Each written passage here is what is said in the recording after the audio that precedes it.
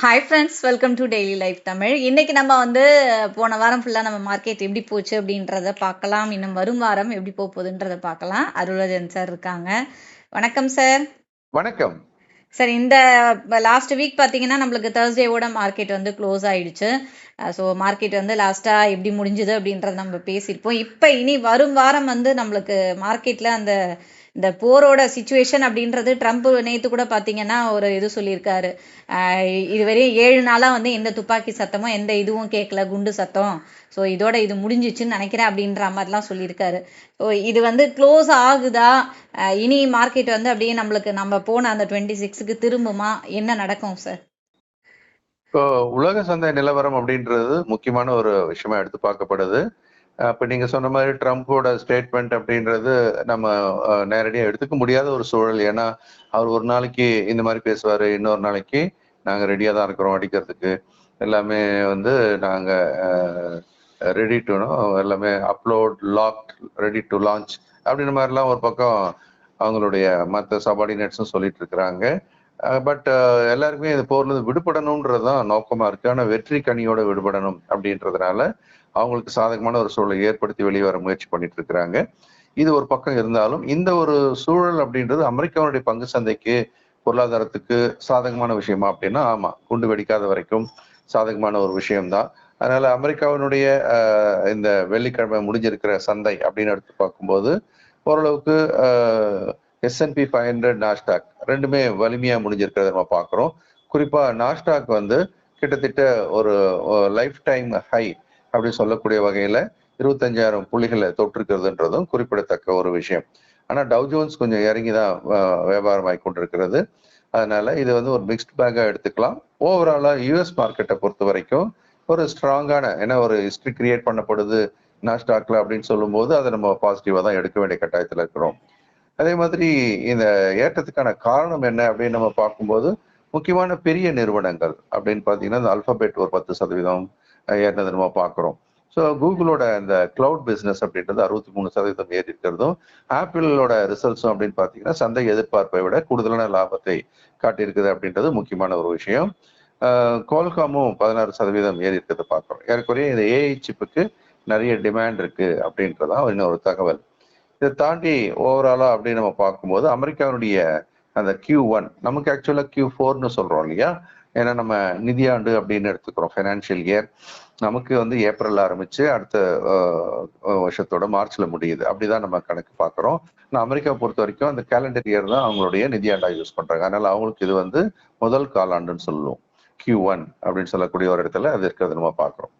சரி, இப்ப இவங்களுடைய Q1 ரிசல்ட்ஸ் அப்படின்றது இபிஎஸ் குரோத் ரேட் அப்படி கிட்டத்தட்ட பாத்தீங்கன்னா 27.1% என்ற அளவுல வந்த வரைக்கும் காட்டிட்டு இருக்கிறது மிகப்பெரிய சாதகமான ஒரு அம்சம்.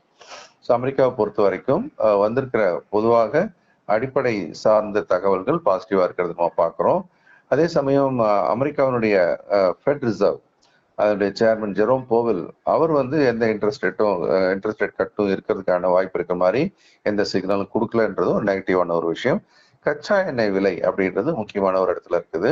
இப்ப நீங்க சொன்ன மாதிரி அந்த வெடி சத்தம் இல்லாம இருக்கக்கூடிய ஒரு சூழல் இது சாதகம் தான். ஆனாலும் பிரண்ட் குரூட் ஹார்மோஸ் ஸ்ட்ரைட் ஆஃப் ஹார்மோஸ் மூடி இருக்கிற ஒரு நிலைமையில $108 அப்படின்ற விலைக்கு போயிருக்கிறத பார்க்குறோம். குரூட் ஆயில் WTI குரூடும் $100 மேல 102 இருக்கு. இந்த ரெண்டு செய்தியுமே இந்தியாவுக்கு சாதகமானது அல்ல. உலக பொருளாதாரத்துக்கும் பாதகமான ஒரு விஷயமா தான் நம்ம எடுத்துக்க வேண்டியிருக்கு. இதை தாண்டி அப்படின்னு நம்ம பார்க்கும்போது அமெரிக்காவினுடைய மேனுஃபேக்சரிங் PMI அப்படின்றது 54.5 புள்ளியில இருக்கு. 50க்கு மேல இருந்தால் ஒரு சாதகம் அப்படின்னு எடுத்துக்கிறோம். அதனால அது ஒரு சாதகமான விரிவாக்கம் எக்ஸ்பேன்ஷன் பிளான் அப்படின்னு கூட எடுத்துக்கலாம். யூரோப்பை பொறுத்த வரைக்கும் பெரிய மாற்றங்கள் எதுவும் இல்லை சொல்லிக்கிற மாதிரியான. ஏன்னா பேங்க் ஆஃப் இங்கிலாந்து அவங்களுடைய இன்ட்ரெஸ்ட் ரேட் எதுவும் மாற்றம் இல்லைன்னு சொல்லிட்டு 3.75 அப்படியே வச்சிருக்காங்க. அது மாதிரி யூரோப்பை பொறுத்த வரைக்கும் ஸ்பெயினோட அன்எம்ப்ளாய்மெண்ட் ரேட் அப்படின்றது கூடி இருக்கிறத நம்ம பார்க்குறோம். இது பாதகமான ஒரு செய்தி ஐரோப்பா பொறுத்த வரைக்கும். அடுத்து ஜப்பான் அப்படின்னு எடுத்தீங்கன்னா பேங்க் ஆஃப் ஜப்பான் அவங்களும் வட்டி வீதத்தில் மாற்றம் இல்லைன்னு அனௌன்ஸ் பண்ணியிருக்காங்க. ஸோ இது ஒட்டுமொத்தமா உலக சந்தையினுடைய நிலவரம் அப்படின்னு நம்ம பார்க்குறோம். இதற்கு அடுத்து டொமஸ்டிக் மார்க்கெட் அப்படின்னு நம்ம பார்க்கும்போது இந்த வாரம் முடிந்த நிப்டியானது எப்படி முடிஞ்சிருக்கு? ஒரு டோஜி மாதிரியான ஒரு ஃபார்மேஷன், அதாவது வாரத்தின் துவக்கத்துல எங்க ஆரம்பிச்சோமோ அந்த இடத்துல வந்து முடிஞ்ச மாதிரியான ஒரு ஒரு உருவ அமைப்பை தான் நம்ம டோஜி அப்படின்னு நம்ம சொல்றோம். 23,997, அதாவது 24,000 அப்படின்ற புள்ளியை உடைச்சு கொஞ்சம் கீழே முடிஞ்சிருக்கிறத பாக்குறோம். இந்த 24,000ன்றது ஒரு சைக்காலஜிக்கல் மார்க் அப்படின்னு தொடர்ந்து சொல்லிக்கிட்டே வரும். இப்போ அது வந்து மேக் ஆர் பிரேக் அப்படின்ற ஒரு இடத்துல இருக்கிறத பாக்குறோம். ஸோ 24க்கு மேல போயிட்டு வலிமையை காட்டுமா, இல்ல 24 கீழே இப்ப இருக்கிற நிலைமையில இருந்து இன்னும் தொடர்ந்து இறங்க ஆரம்பிக்குமா அப்படின்னு ஒரு குருஷியலான கட்டத்துல இருக்கிறத நம்ம பாக்குறோம். கூடவே இந்தியா விக்ஸ்ன்னு சொல்லக்கூடிய வாலட்டாலிட்டி இண்டெக்ஸ் அப்படின்றது கூடி இருக்கிறது. கிட்டத்தட்ட பாத்தீங்க அப்படின்னா ஒரு ஆக்சுவலா ஒரு இறக்கம் வந்தது, பட் அது இப்ப கடந்த வாரம் கூடி இருக்குது அப்படின்றது சந்தைக்கு வந்து ஒரு நெகட்டிவான ஒரு செய்தியா எடுத்துக்கலாம். ஏன்னா மக்களோட பயம் வந்து கூடிக்கிட்டே இருக்கு அப்படின்னு தான் அதுல இருந்து எடுத்துக்க வேண்டிய ஒரு செய்தி. அதே சமயம் இந்த நேரத்திலையும், அதாவது பெரிய நிறுவனங்கள், நிப்டியில் இருக்கக்கூடிய நிறுவனங்கள் இதெல்லாம் கொஞ்சம் வலிமை குன்றி காணப்பட்டாலும் கூட ஸ்மால் கேப்னு சொல்லக்கூடிய அந்த இண்டெக்ஸ் சார்ந்த நிறுவனங்கள் எல்லாமே ஓரளவுக்கு ஒரு நல்ல ஏற்றத்தை கொடுத்துருக்கு கம்பேரிட்டிவ்லி. ஏன்னா இதெல்லாம் கொஞ்சம் பெரிய ஏற்றம் இறக்கம் இல்லாமல் முடிஞ்சிருக்கிற நிலைமையில ஒரு 1.6% என்ற அளவுக்கு இந்த வாரத்துல ஒரு ஏற்றத்தை கொடுத்திருக்கிறது. இது மிகப்பெரிய பாசிட்டிவான விஷயமா நம்ம எடுத்துக்கலாம். எஃப்ஐஸ் தொடர்ந்து இந்திய சந்தையில விற்பவர்களாக தான் இருக்கிறாங்க அப்படின்னு நம்ம பாக்குறோம். கடைசியா நடந்த நாள் 30ஆம் தேதி அப்படின்னு எடுத்துக்கிட்டீங்கன்னா கூட அவர்கள் தொடர்ந்து விட்டுக்கிட்டே தான் இருக்கிறாங்க. 29ஆம் தேதி 2,185 கோடி அப்படின்ற அளவுக்கு அவங்க விற்பனை முடுக்கி விட்டுருக்காங்க. ஸோ இந்த விற்பனை அப்படின்றது டிஐஎஸ் சொல்லக்கூடிய டொமஸ்டிக் இன்ஸ்டிடியூஷனல் இன்வெஸ்டர்ஸ் இவர்களால் என்னப்படுது, வாங்கப்படுகிறது அப்படின்றது தான்.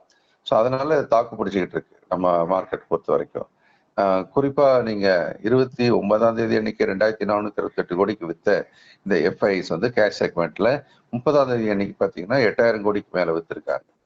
ஸோ இந்த விற்பனைன்றது இந்த ஏப்ரல் மாசம் எடுத்து பாத்தீங்கன்னா ஏறக்குறைய except few days majority of the days எல்லாமே செல்லர்ஸ் தான். அதனால நெட் எங்க இருப்போம், sell side of the market. அப்போ எஃப்ஐஸ் யாரா இருக்கிறாங்க, செல்லரா தான் இருக்கிறாங்க அப்படின்ற தகவலை நம்ம ஏற்றுக்கொள்ள தயாரா இருக்கணும், கொஞ்சம் உஷாராகவும் இருக்கணும்ன்றது முக்கியமான ஒரு விஷயம். ஸோ நிஃப்டியை பொறுத்த மட்டில் அப்படின்னு பார்த்தீங்கன்னா அது இந்த உச்சம் 26,373 அப்படின்னு தொட்டதுல இருந்து கீழ் நோக்கி வந்தது அப்படின்னு பார்க்கும்போது இப்போ 9.2% அப்படின்னு சொல்லக்கூடிய வகையில கிட்டத்தட்ட ஒரு 10% கிட்ட இறங்கி இருக்கு அப்படின்னு வச்சுக்கோங்களேன், ஈஸியா ஞாபகம் வச்சுக்கிறதுக்கு. ஸோ நிஃப்டியோட இந்த இறக்கம் அப்படின்றது நிறைய பேருக்கு வாங்குவதற்கான வாய்ப்புகளை கொடுக்கறதா நம்ம பார்க்குறோம். ஸோ அந்த மாதிரி வாய்ப்புகளை எப்படி பயன்படுத்தணுன்றது முக்கியமான விஷயம்.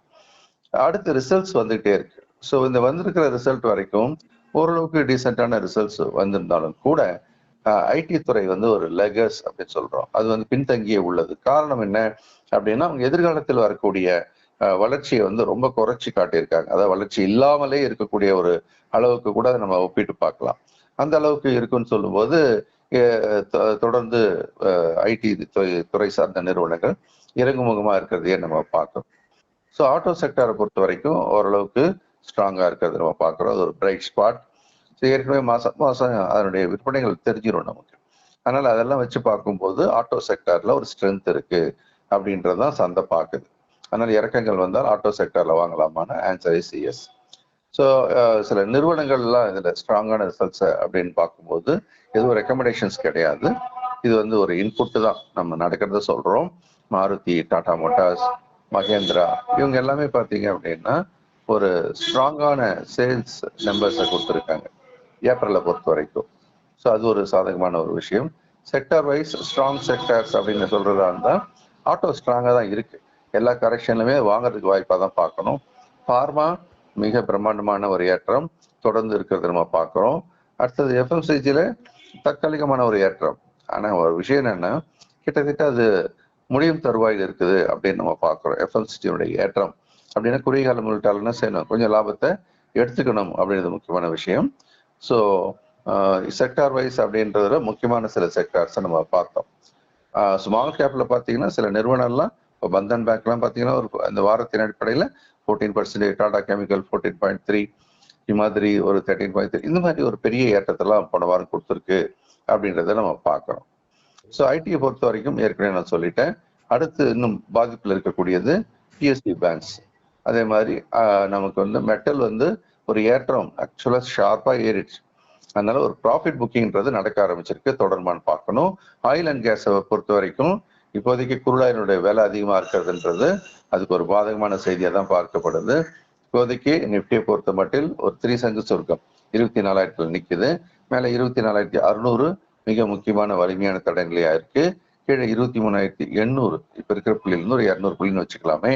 அதான் இம்மீடியட் சப்போர்ட். அதை உடச்சா இன்னொரு 400 பாயிண்ட் கூட இறங்கலாம். Okay sir. சார் இப்போ செக்டார் வைஸ் வந்து எதெல்லாம் இன்னும் வந்து நம்மளுக்கு ஸ்ட்ராங்கா இருக்கு சார்? இந்த சிச்சுவேஷன்லாம் கடந்து இன்னும் வந்து நல்லா ஸ்டெடியா நிக்கிற செக்டார்ஸ் அப்படின்ட்டு இருக்கா? நம்ம இப்பவும் வந்து முதலீடு பண்ற மாதிரி இருக்கா? இல்ல இப்போதைக்கு இந்த செக்டார்ஸ்லாம் தொடாதீங்க அப்படின்ற மாதிரி ஏதாவது இருக்கா சார்? ஸ்ட்ராங்கா இருக்கிற செக்டார்னு இப்ப ஃபார்மா வந்து வாரத்தின் அடிப்படையில பார்க்கும்போது மிக வலிமையா முடிஞ்சிருக்கு. இது வந்து வாங்குறதுக்கான வாய்ப்பை கொடுக்குது. ஸோ இதுல வந்து சிறப்பான பங்குல தேர்வு பண்ணி குறுகிய கால முதலீட்டாருக்கும் வாங்குறதும், இல்லை லாங் டேர்முக்கு என்ன செய்யணும், சிப் பண்ணிக்கணும். கொஞ்சம் கொஞ்சமா இன்னும் ஸ்மால் பைட்ஸ் பிரிச்சு கொஞ்சம் கொஞ்சமா வாங்க ஆரம்பிக்கணும். இது வந்து நமக்கு சாதகமா இருக்கக்கூடிய செக்டார்னு நீங்க கேட்டதுனால முதல்ல நம்ம வைக்க வேண்டிய ஒரு செக்டார் ஃபார்மா தான். இதுக்கு அடுத்து அப்படின்னு நம்ம பார்க்கும்போது இப்போதைக்கு ஆட்டோல ஒரு கண்ணு வைங்க. ஏன்னா ஏற்கனவே சேல்ஸ் நம்பர்லாம் வந்துடுச்சு மாசம் மாசம். அதனால அதை பத்தி நமக்கு ஒரு ஐடியா இருக்கு. ப்ராஃபிட்டபிலிட்டி மட்டும்தான் இப்போ அவங்க Q4ல என்ன வெளியிடுறாங்கன்றதை நம்ம பார்க்கணும். மற்றபடி ஆட்டோ வந்து கொஞ்சம் ஸ்ட்ராங்கா இருக்கு. இதை அப்சர்வேஷனை வச்சுக்கலாம். இதற்கு அடுத்து அப்படியே நம்ம பார்க்கும்போது ஸோ மெட்டல் ஆக்சுவலா ஏறிடுச்சு, நல்லா ஏறி. அதனால ப்ராஃபிட் புக்கிங் இப்ப நடக்கிறதுக்கான வாய்ப்பு நிறைய இருக்கிறதுனால ஃப்ரெஷ் பையிங் பண்றதை கொஞ்சம் யோசனை பண்ணி பண்ணுங்க. லாபத்தை புக் பண்றதுக்கு நீங்க தயாரா இருங்க. இதெல்லாம் இந்த எஃப்எம்சிஜி ஃபைனலா சொல்றோம்.